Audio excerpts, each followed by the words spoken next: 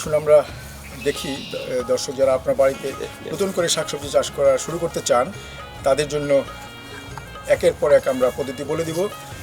আমাদের হিমু ভাই বলবেন কীভাবে প্রথম জমিটা ঠিক করতে হবে, তারপরে ট্রিপল মিক্স দিতে হবে।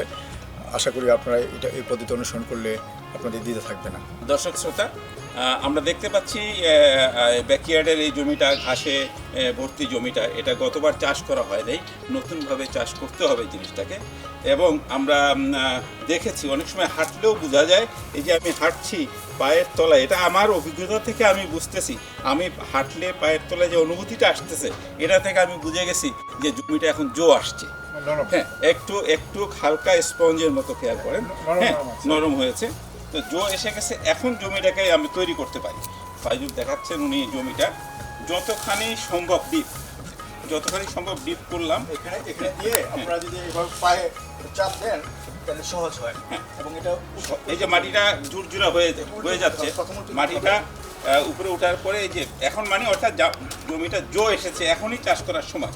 এবং সাথে সাথে যে কাজটা করা দরকার, উল্টে দেওয়ার বাড়ি দেওয়ার পরে এই আগাছা যতখানি সম্ভব, এই যে আগাছা আছে মাটির নিচে, আগাছাটা চলে যাচ্ছে, আমি যদি এই আগাছাটার সাথে সাথে আমি আলাদা করে ফেলি, দেখেন চলে আসে, ঝাড়া দিলেই আগাছাটা চলে আসে। এটাকে আলাদা করে ফেললে পরবর্তীতে ফসল যখন বাড়তে থাকে তখন আগাছার উৎপাত আপনার জন্য কম হবে। আমি মাটিটা চাষ করব, সাথে সাথে আগাছাটাকেও বেছে ফেলব। অনেকে ভুল করে যে আগাছা সহ মাটি উল্টায় দিলাম, সেটা না, আগাছাটাও বেছে ফেলব, তাহলে আপনার কষ্ট পরিশ্রম কম হবে পরবর্তীতে। এভাবে আমরা মাটি এক চাষ দিয়ে একবেলা রেখে দিলে, সকালে চাষ করে বিকালে যদি আবার করি তাহলে পুরো জমিটা একদিনেই চাষ করে ফেলা সম্ভব। দুইবার করতে হয়, তারপরে প্রয়োজন হলে এইটা দিয়ে এরকম একটা দিয়ে আপনার বাড়ি দিয়ে মাটিগুলি ছোটো করতে পারেন। ওটা বলতে হবে যে কিছুক্ষণ রোদে থাকলে, একদিন রোদে থাকলে, সেই জন্যই মানে মাটিটাকে কথায় যেটা বলে উলট পালট। আমরা এখন যেটা করছি, আমি একটু দেখাই, আমরা এখন মাটিটাকে শক্ত একটু যতখানি ডিপে যাওয়া যায় আমি উঠিয়ে নিই। এই যে মাটিটা উঠিয়ে নিই, এটা উলট, আমি এখন ভাঙলাম না, আমি এরকম ভাবে রেখে দিলাম, আমি উলট করে রাখলাম। আমি একবেলা যদি রেখে দেই তাহলে পরবর্তীতে যখন আমি এটাকে ভাঙবো তখন সহজে ভেঙে যাবে। এটা উলট হয়ে গেল। এ পর্যন্ত যে জমিটা আমরা করলাম, ঘাস বেছে ফেললাম, উলট করা হয়ে গেল, এটা উলট বলতেছি। তারপরে আবার এটাকে আমি আবার চাষ দিই, এই তাহলে পালট হয়ে গেল। একবার চাষ দিলাম মানে উলট হলো, আরেকবার ওইটাকে আবার যখন করলাম আমার তখন পালট হয়ে গেল, আবার ভাঙলাম, পুরো মাটিটা আবার মিক্সচার হয়ে গেল, মিশে গেল। এখন জমিটা দেখেন ঝুরঝুরা। জমি যেহেতু উলট পালট হয়ে গেছে, দেখতে পাচ্ছেন দর্শক শ্রোতা আপনারা, উলট পালট হয়ে গেছে মানে জমি তৈরি হয়ে গেছে। এখন তৈরি হওয়ার পরে আমি ইচ্ছা করলে কম্পোস্ট দিতে পারি, আমি ইচ্ছা করলে কাউ ম্যানিওর দিতে পারি, শিপ ম্যানিওর দিতে পারি, ট্রিপল মিক্স দিতে পারি, যেটাই দেই সেই উলট পালট করার পরে সেটাকে এর সাথে আমরা মিশিয়ে দিলাম, জমিতে মিশিয়ে দিয়ে উপরে আমরা ছড়িয়ে দিয়ে আবার একটা চাষ দিয়ে দিলাম। এখন চাষ খুব সহজ, এত কষ্ট লাগবে না। চাষ দিয়ে ভেঙে মানে মোটামুটি যত গুঁড়ো করবো ততই ভালো। যেমন আমাদের দেশে কথায় একটা বলে না, 16 চাষে মূলা চাষ করতে হলে এরকম 16 বার চাষ করতে হয়। অর্থাৎ গুঁড়ো যত বেশি হবে মূলো তত ভালো হবে।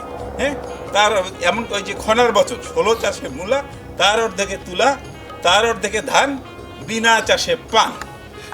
তো সেই কথাটা মনে রাখতে হবে। এই কথাটা কেন? অর্থাৎ যত বেশি চাষ দেব জমি যত ঝুরঝুরা হবে, শিকড় খাদ্য নিতে তার তত সহজ হবে, গাছ স্বাস্থ্যবান হবে, আমার ফসল তত বেশি হবে। এটাই হলো চাষের কৃষির মূল উদ্দেশ্য। এবং সবচেয়ে বড় কথা, কানাডার মাটিতে যথেষ্ট পরিমাণ নিউট্রিয়েন্ট আছে এবং তার গাছের জন্য, সবজির জন্য নিউট্রিয়েন্টের অভাব তেমন হয় না যদি আমরা একটু ম্যানেজ করতে পারি। দেখুন জমিটা সুন্দর তৈরি হয়ে গেছে। দর্শক শ্রোতা, আমি অনেকের সাথে আলাপ করে দেখেছি, আপনারা যখন দোকানে সার বা কোনো ফার্টিলাইজার আপনারা কিনতে যান তখন একটু কনফিউশনে পড়ে যান যে আমি কী কিনবো সবজি ফসলের জন্য। সে সম্পর্কে আমি আপনাদের একটু বলে দিতে চাই। যদি আপনি ট্রিপল মিক্স কেনেন তাহলে আপনাকে আর অন্য কিছু দিতে হবে না, কারণ ওর ভিতরে সবই দেওয়া আছে। অনেকে টপ সোয়েল কেনেন, যদি টপ সোয়েল কেনেন তাহলে তার সাথে আপনি শিপ ম্যানিউর বা কাউ ম্যানিউর এটা মিক্সচার করে আপনি দিতে পারেন, তাহলে ভালো হয়। অথবা আপনি ব্ল্যাক আর্থ পাওয়া যায় দোকানে, আপনি ব্ল্যাক আর্থ তো দিতে পারেন, সেক্ষেত্রে আপনি তার সাথে শিপ ম্যানিউর বা কাউ ম্যানিউর মিলিয়ে দিতে পারেন, তাহলে আপনার সবজি ফসলে ভালো হবে এবং আশা করি এটা আপনারা মেনটেন করবেন। অন্য কিছু অনেক ব্যাগ পাওয়া যায়, দেখা যায় যে লনের জন্য শুধু ব্যাগ, সেটা সবজিতে ভালো হবে না। ঘাস করার জন্য কিছু ব্যাগ আছে, তারা আলাদাভাবে তৈরি করে দেয়। আপনি সবজির জন্য যে কথাগুলো আমি বললাম, ট্রিপল মিক্স দিলে কিছুই লাগবে না। আর যদি আপনি ব্ল্যাক আর্থ বা আপনি টপ সোয়েল নিয়ে আসেন, সেক্ষেত্রে আপনি এর সাথে কাউ ম্যানিউর অথবা শিপ ম্যানিউর যদি মিক্সচার করে দেন, মিশিয়ে দেন, তাহলে আপনার জমিটা ভালোভাবে তৈরি হবে, ফসলও ভালো হবে। দর্শক শ্রোতা, একটা জিনিস আপনাদেরকে আমি বলে দিতে চাই, আমরা অনেক রকম বীজ আমরা লাগাবো, যেসব বীজের আকার খুবই ছোট। তো এই ছোটো অল্প একটু বীজ অনেকখানি জায়গার ভিতরে লাগাতে গেলে সমভাবে ছিটানো যায় না। দেখা যায় এক জায়গায় বেশি হয়ে গেল, এক জায়গায় কম হয়ে যায়, আমার বীজের পরিমাণ বেশি লেগে যায়। সেক্ষেত্রে আপনি একটা সুন্দর বুদ্ধি করতে পারেন। ধরুন এই লাল শাকের বীজ, এমন ছোটো ছোটো বীজ, আপনি বীজটা আলাদা ঢেলে নিলেন, বীজটা এখন এতটুকু বীজ আমি হাতে ছিটাতে গেলে দেখা যাবে আমার সমানভাবে হবে না। তো সেখানে একটা বুদ্ধি যেটা আমরা করি, এই বীজের সাথে আপনি কিছু মাটি মিশিয়ে নেন, পরিমাণটাকে বাড়িয়ে নেন, তাহলে কি আপনার ছিটাতে সুবিধা হবে। এই বীজ যেটা আছে, আমরা জমি থেকেই কিছু মাটি আমরা নিয়ে নিলাম, আলাদা মাটি একদম গুঁড়ো করে এই মাটি নিয়ে নিলাম। মাটিটা আমি এটার সাথে আমি ভালোভাবে মিশিয়ে দিলাম। এখন দেখুন আমার এতটুকু লাল শাকের বীজ ছিল, এখন আমার কতগুলি হয়েছে। এখন আপনি নিজেই বুঝতে পারছেন যে এখন ছিটাতে আমার জন্য অনেক সুবিধা না।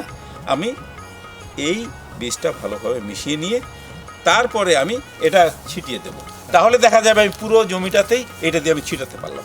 না হলে দেখা যাবে অর্ধেক জমিতে গিয়েছি, আমার বীজ শেষ হয়ে গেছে। এত ঘন করে বীজ লাগাতে হবে না, এইভাবে এখন আপনি এটাকে মাটি সহ হলো সুবিধা হবে। হ্যাঁ, আপনি এভাবে ছিটিয়ে দিন, এই আপনি এভাবে ছিটিয়ে চলে গেলেন সামনের দিকে, এভাবে আপনি পুরো জমিটা সমানভাবে ছিটানো হবে, দেখা যাবে এই পরিমাণ বাড়িয়ে নিলে। ছিটানোর পরে আপনি উপরে যা সমান করে দিলেই হবে, আর কিছু লাগবে না। আমার ছিটানো হয়ে গেছে, আমি সমান করে দিয়েছি। পরবর্তীতে যদি পানি লাগে পানি দিলেন, আর বৃষ্টি হলে তো হয়ে গেল, আপনার এমনি বীজ গজিয়ে আপনার ফসল হয়ে যাবে। দর্শক শ্রোতা, আমরা আপনাদেরকে আজকে যেটা দেখালাম যে কিভাবে জমি প্রস্তুত করতে হয়, এই পদ্ধতিতে যদি সুন্দরভাবে আমরা জমি প্রস্তুত করে ফসল করি, তাহলে অবশ্যই ফসল ভালো হবে।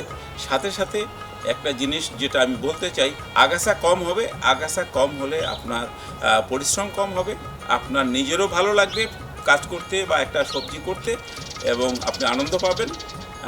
চেষ্টা করবেন আমরা যেভাবে আপনাদেরকে বলেছি জমিটা ভালোভাবে তৈরি করে নিয়ে তারপরে ফসল লাগান। দর্শক, এতক্ষণ আমরা জানতে পারলাম কিভাবে জমি প্রস্তুত করতে হয়। শাকসবজি চাষের জন্য জমি প্রস্তুত অবশ্যই গুরুত্বপূর্ণ। আশা করি হিমু ভাইয়ের কাছ থেকে জমি প্রস্তুতের প্রক্রিয়া অনুসরণ করলে আপনারা সবাই ভালো ফলন পাবেন। আমাদের সাথে থাকার জন্য লন্ডন টেলিভিশনের কৃষি বিষয়ক অনুষ্ঠান প্রবাসী চাষের পক্ষ থেকে অনেক ধন্যবাদ। আপনারা ভালো থাকুন, সুস্থ থাকুন।